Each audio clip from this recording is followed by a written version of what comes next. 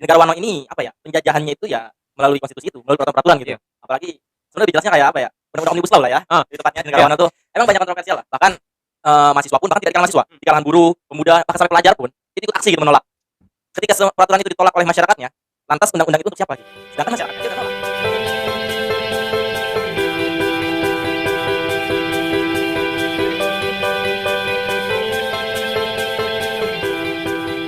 Ini, yang saya lihat di negara Wano ini untuk saat ini untuk yang dulu kan Omnibus Law ini cukup ramai gitu. Iya, iya. Tapi malah sekarang itu mulai tertutup karena banyaknya penggiringan-penggiringan opini. Seperti tadi apa namanya? Yang lobster. Iya, Lobster itu kan setelah Omnibus Law. iya. Jadi ketika ada lobster, terus ada korupsi lagi yang sosial, terus sekarang ada apa ya? Penggiringan opini juga kayak ke Habib Rizik dan sebagainya, penggiringan opini tuh. Gitu. Iya, iya. Jadi eh, bisa dikatakan bahwasanya di dalam politik itu menyelesaikan suatu masalah itu dengan menghadirkan masalah baru gitu kan. Betul. Sehingga masalah yang sebelumnya itu hilang gitu kan. Iya. Dengan adanya masalah baru Betul. gitu kan. Jadi ketika ada masalah baru, masalah lama dilupakan. Dan sebenarnya ketika kita lihat jauh sebelum Omnibus Law pun, itu udah ada undang-undang lagi tuh yang diketok tuh. Iya. Kayak undang-undang Minerba. Iya, undang-undang KPK. Adem banget tuh. Banyak. Karena lagi serem-seremnya juga kan corona itu Iya. pada saat itu. Jadi nggak ada yang aksi lah gitu.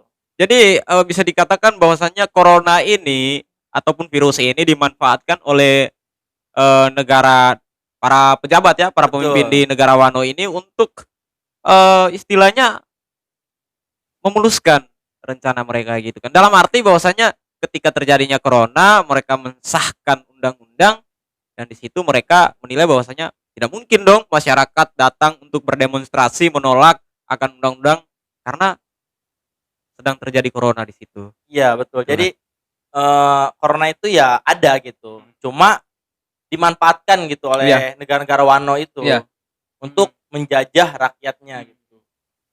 Itu cukup disayangkan menurut saya. Karena itu adalah sebuah kezaliman menurut saya. Cukup apa ya? Aduh, sedih gitu melihatnya. Iya. Kasihan. Jadi emang dikatakan kasihan juga iya gitu kan. Tapi untunglah di Indonesia tidak terjadi seperti ini. Iya, maka dari itu ini jadi saya prihatin. Cuman ada rasa bersyukurnya karena tidak terjadi di Indonesia ini, gitu. Iya. Gak mungkin dong Pak Jokowi menciptakan sebuah undang-undang di mana undang-undang tersebut dipakai untuk menyengsarakan rakyatnya. Gak mungkin. Hal tersebut adalah kemustahilan menurut saya. Kemustahilan gitu kan. Karena sosok seorang pemimpin Indonesia sekarang ini ya, Pak Jokowi ini sangat luar biasa sekali, sangat diapresiasi. Cukup luar biasa. Dia apa ya? Beliau itu cukup demokratis menurut saya. Iya. Demokratis sekali dia. Dan dia juga dikenal dengan kesederhanaannya. Betul. Sampai ke gorong-gorong gitu kan? Iya. Sampai ke dia merakyat banget, gila. Merakyat. Jarang banget ada seorang presiden yang benar-benar terjun ke lapangan gitu. Iya. Itu jarang banget. Biasanya anak buahnya aja gitu. Iya. Cuma kalau Bapak Jokowi ini atau Pak D ini bisa sampai turun ke bawah gitu. Iya, itu betul. Diapresiasi. Cukup diapresiasi ya kawan-kawan ya. Jadi memang betul, saya nggak tahu ya maksudnya ketika Pak Jokowi turun ke lapangan terus masuk ke gorong-gorong pada waktu itu benar-benar dengan niat yang tulus ataupun unsur politik ada di dalam situ gitu kan, saya nggak tahu. Cuman setahu saya biasanya di politik yang ada di negara Wano tuh, para pemimpinnya tuh mereka menerapkan politiknya seperti ini. Mereka berprinsip bahwa kebaikan sekecil ataupun sekecil sebiji buah sara tuh itu digembor-gemborkan agar semua masyarakat harus tahu gitu.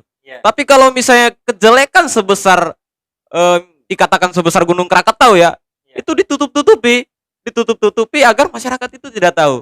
Nah, betul. Begitu kalau misalnya di negara Wano. Melihatnya seperti itu di negara Wano. Cuma untungnya di Indonesia enggak. Gitu. Enggak lah. Di Indonesia harus the best pokoknya mah. Keren pokoknya. Keren. Karena biar bagaimanapun pemimpin kita itu sangat merakyat, pemimpin kita itu sangat istilahnya dikatakan sangat menjunjung akan kepentingan masyarakat, bukan begitu ya? Betul sekali. Itu pokoknya untuk negara Indonesia mah harus the best lah The gitu. best gitu. Karena ideologinya Pancasila dan Pancasila itu menurut saya luar biasa gitu. Iya. Dan pemimpin-pemimpin kita ya menerapkan Pancasila tersebut gitu. Tidak seperti di negara Wano. Negara Wano. Entah Iya. ideologinya apa gitu kalau di negara Wano. Cuman Iya. emang yang saya lihat ya gitu, zolim, banyak penindasan lah intinya Iya, gitu. iya. Betul sih. Tapi coba kita beralih ke Indonesia lebih dulu ya. Kita membahas tentang kebaikan-kebaikan. Emang gak ada keburukan di Indonesia ya? Iya, makanya bingung kalau ngomongin masalah politik, masalah ini. Ini masalah. Politik. Iya. Jadi Bingung. kita membahas tentang masalah, tapi anehnya di Indonesia gak ada masalah gitu. Nah, begitu. Makanya kita bahas di negara luar, negara Wano. Aduh. Iya. Jadi apalagi nih? Undang-undang udah, lobster udah, terus di negara mana ya? Terus di korupsi dana bansos udah. Mungkin kita larinya ke, oh iya kebetulan. Kebetulan di negara Wano ini ada seorang tokoh agama Islam istilahnya. Itu dikriminalisasi istilahnya ya. Bukan dikriminalisasi sih, tapi Diskriminasi. iya, mengalami diskriminasi yang sangat luar biasa sekali di negara Wano. Nah, menurut pandangan saudara Endang ini apa sih yang menyebabkan seorang pemimpin di negara Wano ini dengan kejinya mendiskriminasi tokoh yang sangat agamais ini? Ya, jadi yang saya lihat juga seperti itu di negara Wano. Gila begitu apa ya? Banyak diskriminasi lah, khususnya untuk para ulama lah gitu. Iya. Tapi ketika kita melihat sejarahnya pun di negara Wano ini, emang isu-isu agama itu selalu dimainkan. Jadi isu-isu sara itu selalu dimainkan. Iya. Dan dari zaman setelah merdeka pun isu tersebut selalu apa ya? Selalu eksis gitu. Iya. Ya lagi-lagi ya untuk penggiringan opini tersebut. Iya. Cuman karena dan sekarang lagi dimaininnya ya isu agama itu. Ulama didiskriminasi gitu. Iya. Itu apa ya? Menurut saya cukup prihatin lah gitu. Prihatin. Bahkan ketika saya melihat ke masyarakat pun contohnya di kampung mana gitu di negara Wano itu ada tuh, saya baca berita juga, bahkan mereka terpengaruhi gitu, yang awalnya mencintai ulama, yang sehingga digiring oleh pemerintahan Wano sehingga menjadi benci terhadap ulama gitu. Iya. Menurut saya itu yang cukup prihatin lah gitu, karena ulama itu ya perlu dipatuhi gitu, karena akhlaknya pun sudah apa ya, luar biasa sekali ya. Iya. Dalam proses menuntut ilmunya pun gila itu. Ulama itu parah lah gitu. Parah. Apa kita mah ya kuliah aja masih males. pulang. Iya. Mereka mah nyampe aduh mendalam itu luar biasa. Iya. Tapi menjadi suatu pertanyaan adalah apa sih yang melatar belakangi sehingga para pemimpin di negara Wano ini sangat membenci dengan ulama gitu kan? Apakah ulama tersebut membangkang terhadap pemerintahannya atau seperti apa gitu kan, sehingga dia bisa sekeji itu dan sekejam itu untuk mendiskriminasi gitu kan? Ya saya balik lagi ke awal tadi. Jadi sara ini emang isu yang luar biasa menurut saya gitu. Dan sekarang ulama-ulamanya ini lagi dimainkan lah isu-isunya gitu. Seperti apa ya? Kalau kita ketahui kasusnya itu kalau nggak salah kerumunan, kalau nggak salah kan lagi COVID nih di negara Wano nih. Iya. Terus ada kerumunan sehingga dijadikan sebuah isu lah gitu, jadi sebuah kasus gitu. Iya. Sedangkan kalau yang saya ketahui juga, saya baca-baca berita di negara Wano itu ulama ini udah didenda gitu dan sudah dibayar gitu. Dan ketika saya melihat situasinya pun di sebelum ada kerumunan itu banyak kerumunan udah banyak terjadi gitu. Cuman nggak dikasusin masalahnya. Nggak sampai ke ranah hukum, nggak sampai dipidanakan gitu kan. Cuma bagian ulama emang karena pengikutnya banyak, jadi dikasusin gitu. Lagi-lagi tujuannya untuk penggiringan opini gitu. Opininya ya kalau lihat yang saya baca-baca ya, saya analisis negara Wano ini lebih ke apa ya, omnibus law. Jadi penggiringannya untuk ke omnibus law. Jadi sehingga omnibus law ini benar-benar tertutup. Dan saya lihat pun kenyataannya ya emang benar gitu. hanya di apa ya, daerah-daerah tertentu saja yang memang masih aksi gitu untuk terhadap Omnibus Law ini. Iya. Nanti juga bakal benar-benar ketutup banget gitu, nyampe hilang lah intinya mah. Sampai hilang gitu ya. Gitu. Ya apa namanya, kalau misalnya berkaitan dengan Omnibus Law yang ada di negara Wano juga emang sudah disahkan Iya dan betul. secara hukumnya itu ya dia berlaku secara sah Betul. untuk seluruh masyarakat ataupun seluruh daerah yang ada di negara Wano gitu Karena kan. sekarang kan udah Desember, kan disahkan 5 Oktober kalau nggak salah ya? Iya, kurang lebih di situlah. Iya.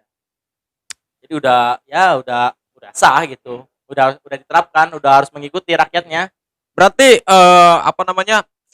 Substansi yang ada di dalam undang-undang Omnibus Law ini mungkin sangat luar biasa sekali untuk bisa menjadi alat di mana untuk apa namanya? Menjadi sebuah alat yang mereka pergunakan untuk mendapatkan sebuah keinginan yang mereka inginkan gitu ya. Betul, karena kan di Omnibus Law ini ya apa ya, undang-undang jagat lah. Jadi nggak hanya satu undang-undang, Iya. yang sebelumnya itu banyak undang-undang jadi dijadikan satu gitu. Iya betul. Jadi, Misalnya dari undang wah. ketenagakerjaan, undang-undang keimigrasian juga masuk semua yang ada Masuk dalam semua situ gitu gitu. kan.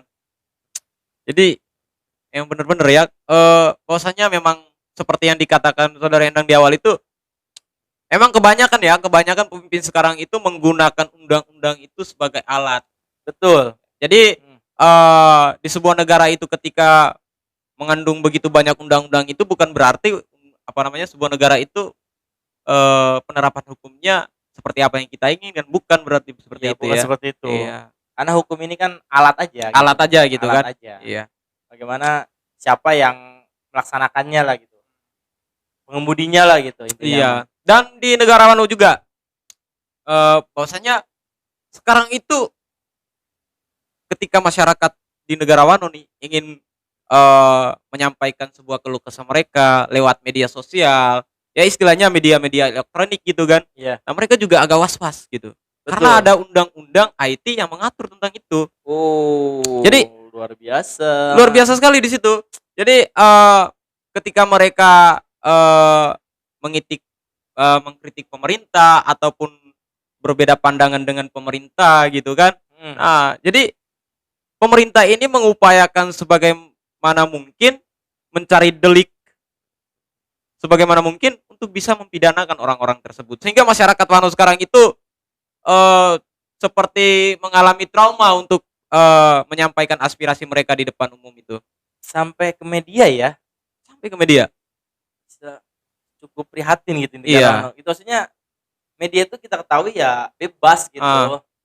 Dan yang saya ketahui juga sistemnya ya apa ya? Ya masyarakat itu adalah raja dan bisa mengkritik ataupun memberi saran dan sebagainya lah gitu. Tapi dalam implementasinya ada undang-undang juga yang mengatur apa ya? Pencemaran nama baik dan sebagainya ya. Iya. Itu yang. Waduh. Jadi sebenarnya undang-undang ini di negara Wano ya, bahwasanya dikatakan bahwa sebetulnya bukan problemnya itu terdapat masalah utamanya itu bukan berada di dalam undang-undang IT-nya tuh bukan, tapi karena memang pemimpinnya yang sangat arogan di situ. Sehingga ketika ada orang yang berbeda pandangan, udah Yang saya lihat dalam menggiring sebuah opini pun melalui media. Gitu. Jadi karena emang situasi dunia atau secara globalisasi juga sudah masuki revolusi industri 4.0 di mana sebuah aktivitas itu dilakukan melalui teknologi gitu. Jadi dalam hal menggiring opininya pun sekarang melalui teknologi. Karena dalam komunikasi massa itu ada beberapa teori lah. Ada beberapa teori yang memang menurut saya itu dipakai gitu oleh pemerintah. Kayak teori Jeremy Fordemic, teori agenda setting. Itu teori-teori komunikasi massa. Jadi terpakai lah menurut saya. Jadi media itu emang mempunyai peran penting dalam hal mempengaruhi seseorang atau layak lah gitu. Ya istilahnya media itu digunakan sebagai alat untuk memamerkan kebaikan-kebaikan dari pemerintahan Wano ini. Meskipun nggak ada baiknya, tapi mereka menggiring opini lewat media sosial untuk mempengaruhi pikirannya masyarakat. Betul. Gitu ya. Intinya apa ya? Intinya mempunyai peran penting lah media ini. Jadi media ini mempunyai kayak Jeremy Fordemic nih. Media mempunyai apa ya? Sebuah peluru dalam hal mempengaruhi halayak gitu. Jadi ditusuk terus, kasih informasi sehingga terpengaruhi gitu. Terpengaruhi gitu Karena ya. saya lihat juga masyarakat awam yang ada di perkampungan di negara Wano itu ketika mendengar berita ataupun membaca berita itu langsung percaya gitu Oh, tanpa dianalisis kembali dan sebagainya. seharusnya disaring dulu Saring gitu dulu kan gitu. seharusnya. Tapi kenyataannya langsung terpengaruhi gitu. Dan kembali lagi, kebetulan salah satu ini ya acara di stasiun televisi namanya WLC, DLC apa tuh? Wano Liars Club. Walah, Wano Liars Club itu salah satu program yang sangat luar biasa sekali, di mana program tersebut untuk membahas masalah-masalah yang ada dalam negara Wano. Tetapi program tersebut sekarang dibekukan. Walah. WLC itu Wano Liars Club itu sekarang dibekukan, dilarang untuk tayang. Bukan dilarang ya, tapi ya istilahnya cuti panjang lah. Oh, cuti panjang. Bahasa cuti halusnya panjang. cuti panjang sekarang. Jadi betul-betul arogansi sekali ya pemerintahan Wano ini. Bahkan program acara di media televisi pun dibekukan gitu kan. Cukup luar biasa ya. Itu dibekukan dari 2 hari yang lalu atau kemarin? Baru kemarin ya? Baru kemarin Saya baru dibekukan. tahu gitu negara Wano. Soalnya saya juga hanya sedikit lah mengikuti negara Wano itu. Jadi mungkin pembahasan kita sudah sampai di sini ya, membahas udah tentang panjang negara lebar Wano ya. juga gitu. Iya. Karena memang kalau misalnya kita membahas, sebetulnya tidak ada habisnya kalau misalnya berbicara tentang negara Wano gitu kan. Problemnya banyak sekali. Dan semoga negara Indonesia tidak seperti itulah. Iya, karena Indonesia dipimpin oleh Pak Jokowi, nggak mungkin Pak Jokowi. Iya. Itu beliau itu sangat bijak lah, sangat bijak. Fans saya pokoknya. Fans gitu kan. Karena apa ya, dari semua partai misalnya Golkar, PDI, partai-partai yang membela kepentingan rakyat gitu kan. Partai-partai yang membela kepentingan rakyat. Jadi semua partai lah, semua partai yang ada di Indonesia, terus para pemimpinnya gitu kan, mereka juga sangat menjunjung tinggi akan kepentingan masyarakatnya. Jadi tidak mungkin mereka menciptakan sebuah undang-undang, mereka menzolimi masyarakatnya. Betul. Itu tidak mungkin. Nggak mungkin. Itu. Nggak mungkin. Karena di Indonesia juga angka setelah kepemimpinannya Pak Jokowi ya, itu pengangguran juga berkurang. Betul, jelas. Pertumbuhan ekonomi juga membaik. Betul. Terus penegakan hukumnya juga sangat demokratis. Pokoknya mah always the best aja Indonesia mah. Iya. Nggak kayak negara Wano pokoknya. Iya. Beda sama negara Wano. Negara Wano, aduh. Pemimpinnya siapa ini? Pokoknya zolim aja pokoknya. Indonesia mah aduh. Luar biasa. Kalau nggak salah nama pemimpinnya Jowi ya? Di negara Wano tuh. Pak Jowi atau siapa itu? Ya. Pak Jowi kalau nggak salah ya. Jadi ya mungkin sampai di sini dulu. Terima kasih sekali nih Saudara Endang untuk siap, sama-sama. Ya, berkesempatan hadir nih. Oh, jadi untuk segmen ini ente ya ininya? Iya. Moderatornya? Betul. Oke, siap. Segmen untuk ngompol lah. Ya. Jadi kawan-kawan sampai di sini dulu. Wassalamualaikum warahmatullahi wabarakatuh.